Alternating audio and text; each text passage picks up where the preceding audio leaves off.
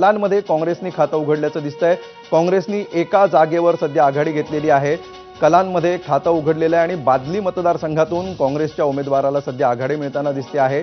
एकूण 13 पैकी 6 ठिकाणी आप, 6 ठिकाणी भाजप आणि एका ठिकाणी काँग्रेस अशा एकूण 13 जागांचे कल आपल्या हाती आलेले आहेत। आर.के. पुरममध्ये भाजपने आघाडी टिकवून ठेवलेली आहे। जो पहिला कल आलेला होता काही मिनिटांपूर्वीचा, रोहिणीमध्ये सुद्धा भाजप सध्या आघाडीवर आहे। काँग्रेसनं कलांमध्ये खातं उघडलेलं आहे आणि बादली मतदारसंघातून काँग्रेसने आघाडी घेतलेली आहे। सोमेश, ज्या प्रकारे हे पोस्टल बॅलेट्सचे मतदान सध्या मोजलं जात आहे, या पोस्टल बॅलेट्सचा आतापर्यंतचा जो अनुभव आहे याच्यातले काय नेमके कल सांगतात, कुठल्या दिशेने किंवा काय संकेत हे कल देऊ शकतात? जरी ते फार मोठी संख्या नसली पोस्टल बॅलेटची तरी सुद्धा त्याच्यातून एक कल नेहमी पाहिला गेलेला आहे।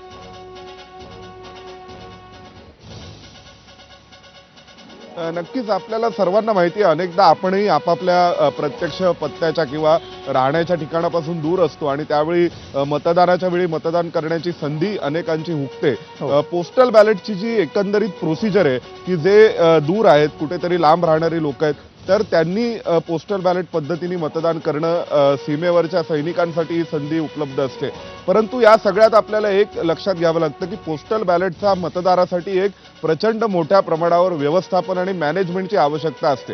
पोस्टल बॅलेटचा कल आपल्याला इतकं नक्की सांगतो की कोणत्या पक्षाने सर्वाधिक जास्त ताकदीने यंत्रणा आणि व्यवस्थापन राबवलंय, कारण पोस्टल बॅलेट ने मतदान करू शकणारे मतदार कोण कोण आहेत आणि मग ते सध्या देशभरामध्ये कुठे आहेत आणि मग त्यांच्यापर्यंत पोस्टल बॅलेटची व्यवस्था पोहोचू शकेल, ते तिथून पोस्टल बॅलेट घेतील आणि त्यांचं मतदान पोस्टल बॅलेटद्वारे पाठवतील। तर यासाठीची जी एक व्यवस्था यंत्रणा लागते, ती यंत्रणा म्हणजे पोस्टल बॅलेटच्या कलांवरून दाखवली एक स्पष्ट होतं की कोणत्या पक्षांनी आपली यंत्रणा किती ताकदीने लावलेली आहे आणि कोणाचं व्यवस्थापन उत्तम आहे। सोमेश, आणि या जसं आता तू सांगत होतास त्यानुसार आता पुन्हा एकदा कल बदलताना दिसतायत। भाजपने आता आघाडी घेतल्याचं दिसतंय।